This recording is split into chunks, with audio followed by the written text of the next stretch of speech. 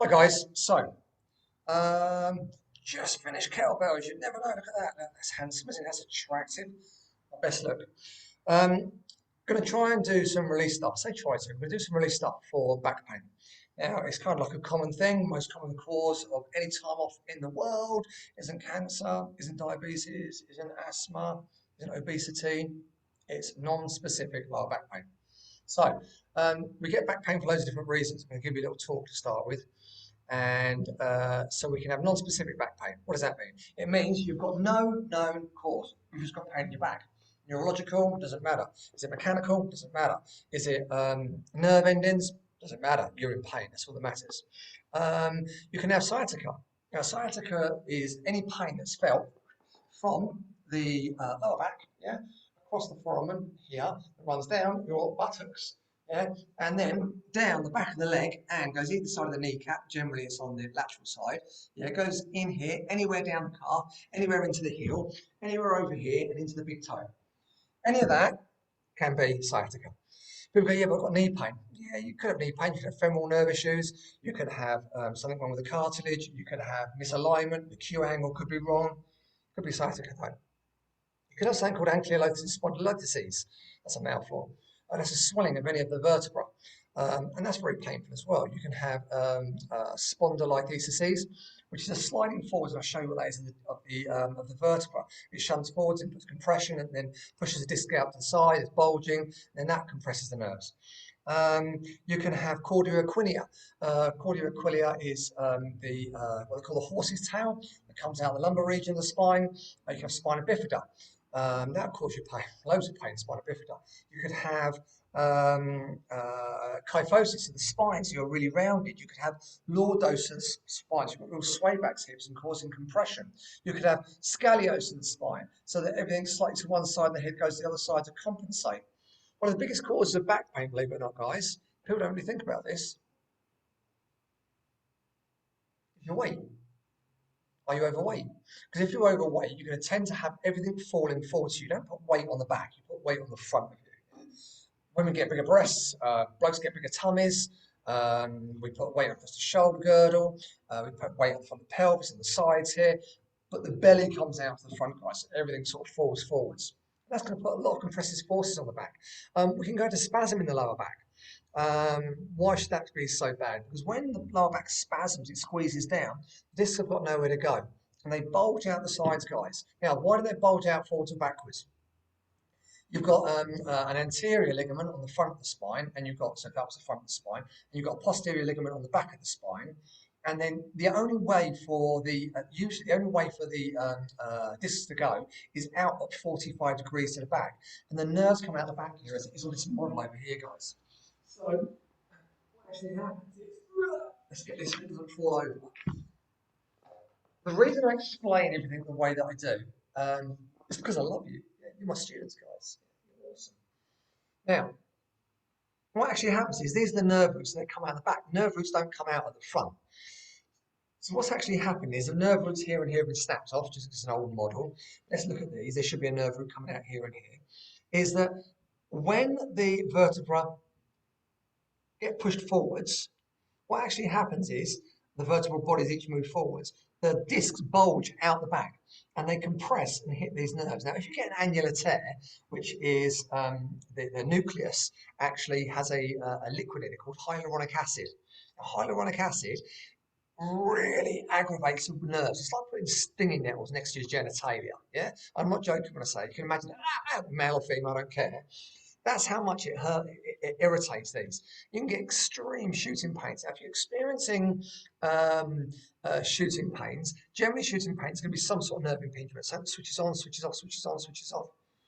So if you get compression anywhere down here in the lumbar region, in the lumbar vertebral bodies, and the paraspinal muscles which run down the side here are squeezing down, the discs have got nowhere to go but out to the sides. So even though you might have a bulging disc on an MRI, could have, yeah, doesn't mean the bulging disc is causing the issue. The bulging disc is irritating you. The bulging disc is being caused by something else. So then we go, oh yeah, well, you've got you're in spasm on the right hand side, for example. So it's pushing over the right hand side, the discs are bulging out to the left, and that's causing you the issue. Well, what's causing you to be tight on one side? Maybe it's a piriformis syndrome. Maybe it's an obturator issue. Maybe it's the big six that you can't see here. So the muscles that come out the side here, that come off the pelvis here and grip down and hold onto the femur around the side here. Maybe some of those. Yeah. Maybe it's your head position's off. Yeah, so the body's compensating and twisting and tilting because the neck's in spasm slightly to one side because the shoulder's elevated. This is when we could talk about compensation patterns. The point is, and this is really important, when I treat someone, I kind of treat them holistically.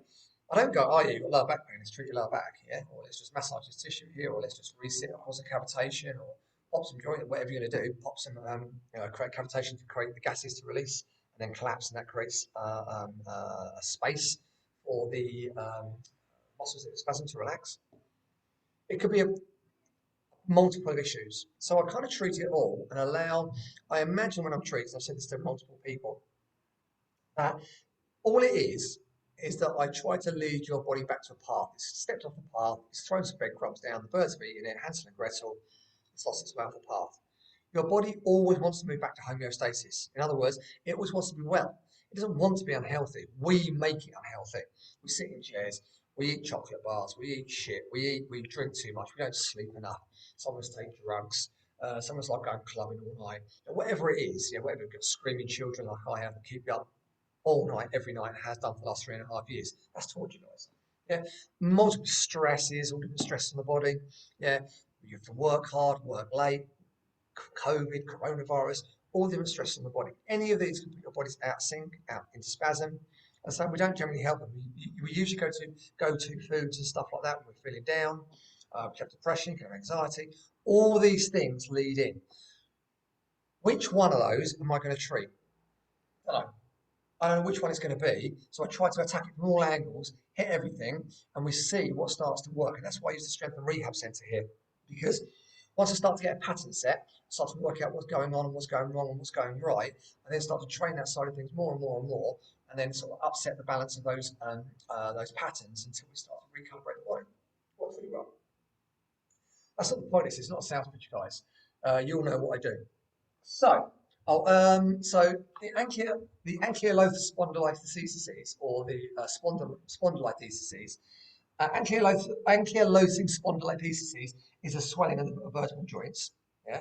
Now, the spondylolistheses is when one of the vertebral bodies shunts forwards. So they're roughly in alignment. Don't look at this perfect model and think it's perfect. It really isn't. Yeah? But one of these shunts forwards, and that puts like a wedge shape in, and the disc bulges to the back, and it can compress nerves. You've also got dehydration of the discs.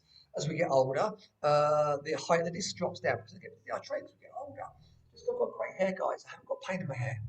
That's a really important thing. Just my teeth are probably a little bit yellow and haven't had them whitened. Doesn't mean I've got pain in my teeth. Just my skin's a bit wrinkled, yeah? It doesn't drop back as quickly as it used to. I've got a few stretch marks, yeah? There's a few stretch marks there. Doesn't mean that I feel pain, just because the tissue's wearing. And there's this whole thing that, oh my God, I'm in pain because I've seen that I've got a dehydrated disc. We look for issues that sometimes aren't there. Causation doesn't mean correlation, and we often think it does. And sometimes, we'll go to a doctor and they'll give us a diagnosis over something that is there, but may not be causing the issues. Now, if you've got pain, guys, if I'm only a movement expert. If you've got pain, because you could be, say so as a side note. You go to the doctor if you're really worried about your pain. Yeah, if it's chronic, if it's been going on more than 6 weeks, or if it's acute and it's intense, guys, you need to go and see someone immediately.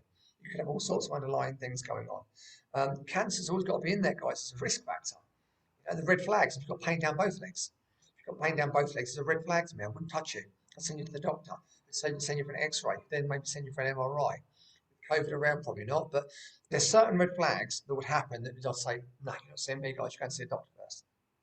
So, pain down both arms. It's not usual, guys. If you've got pain down one arm, yeah, that can be acceptable. Pain in the shoulder, that's acceptable. We can do something with that.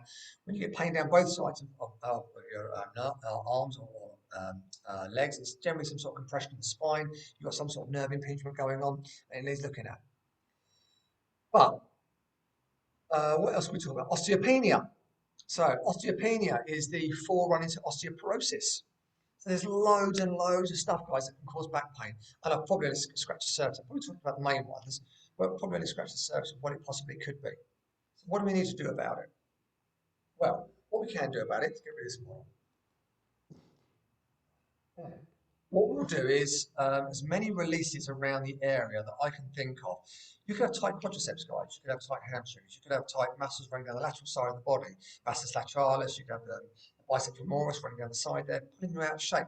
You could have the intercostal muscles. Don't forget, guys. So if you're here, people say they've got a leg length discrepancy. Well, have they got a leg length discrepancy, or are you tight here, which pulls the hip up, which is going to shorten this side?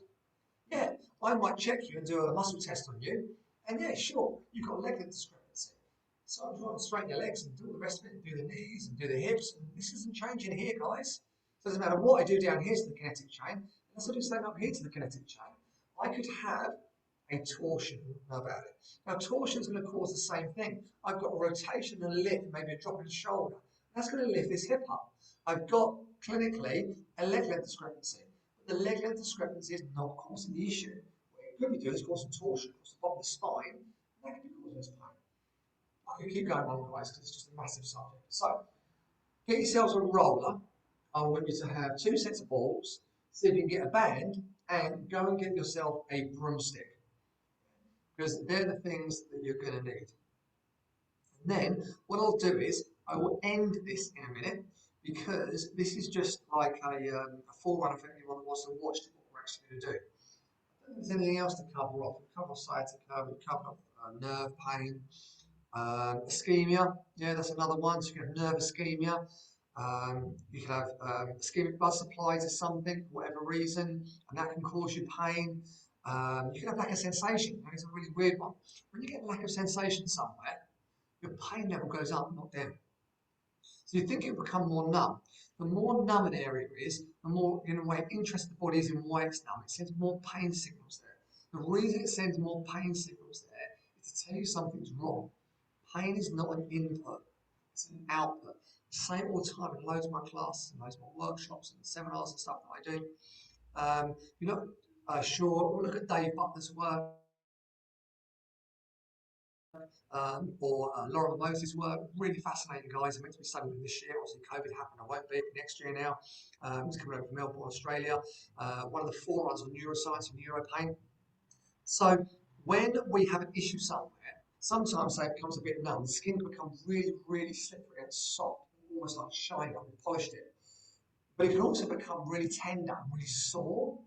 And the reason is because the body's becoming really interested in it. The reason it's becoming interested is because it's going, there's something wrong there, there's something wrong there, there's something wrong there. So it'll send pain signals there, so you take notice of it. So pain signals there, you just stop doing whatever you're doing.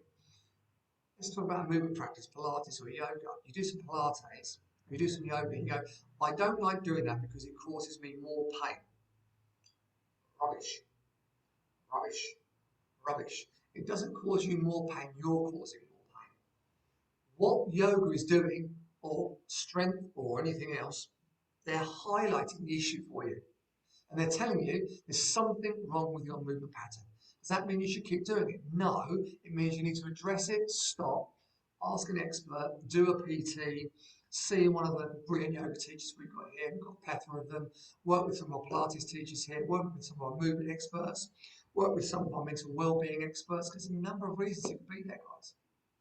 So that's it on back pain. The very next thing, if you want to watch it, we'll call it probably back pain 2 or sciatica or something like that. And that will be what I suggest you do to help you out here. Now, so what do you need again? One of these.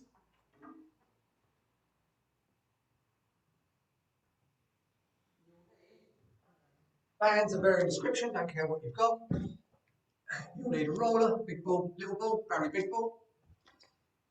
Twins, and it'll be really handy, guys, if you've got door frame. Okay, so that's it, people.